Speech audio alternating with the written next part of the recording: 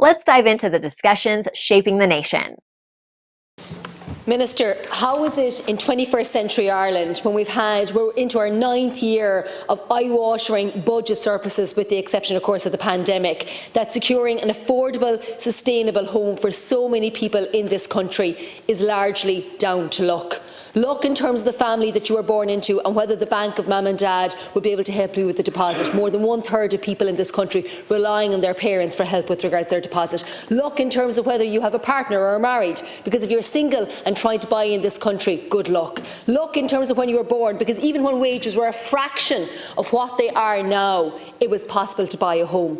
Minister, a Rubicon has been crossed in this country where even a salary of €100,000 with savings in the bank of €40,000 is not enough to get a mortgage for a 3-bed house across 2/3 of the postcodes here in Dublin. So if that is the case for those who have done well, those who've got a great salary, what hope do our young people have when they're starting out? What hope do anybody trapped in low-paid employment or those paying massive childcare costs have now trying to look for a mortgage? There's an inequality in housing in this city in terms of who controls the land and the destiny of so many families, and it's in the gift of this government to change that. We believe in the Labour Party there is another way, and the constituency that I represent in Dublin Central, there is very clear actions that could be taken. An aggressive tackling of dereliction. We know that there's about 1,000 long-term vacant homes between the canals that could be made homes if the political will is there. But we've got a long-term vacant homes tax that's not worth the paper it's written on.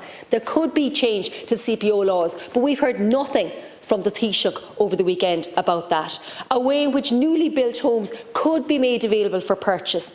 If the private sector cannot viably build apartments for purchase, then the state must step in. The horror of what the Taoiseach is now proposing is to condemn a whole generation of people to insecure renting at astronomical rents. That's the reality of what we have here. And there's a great hypocrisy that when we had an uproar about the bulk purchase of homes in Maynooth 3 years ago, nobody then cared about apartment dwellers. So we have a set of planning constraints and tax, a higher stamp duty for the bulk purchase of houses, but we've nothing for homes. That's condemning a whole generation of people here in Dublin and in the other urban areas across this country to long-term insecure renting. There's a way of ensuring more social and affordable homes are built. The Land Development Agency itself has identified 33 acres in my own constituency that lies empty. We've heard nothing from the Taoiseach over the weekend about that. Today in our motion we're calling for a disastrous end to the experimentation that Fianna Fáil and Fine Gael have unleashed in this country since 2016.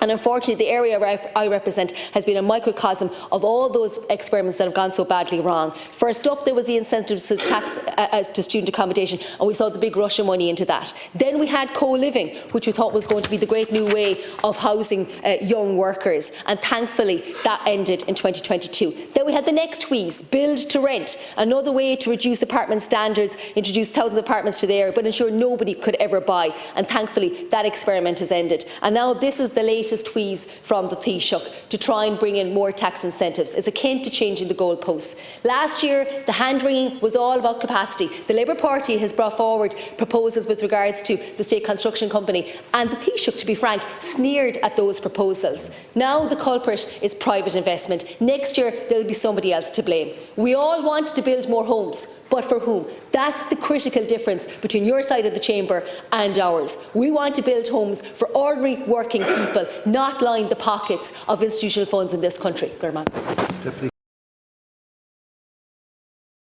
Like, share, and subscribe, and let us know your thoughts in the comments. We'd love to hear from you.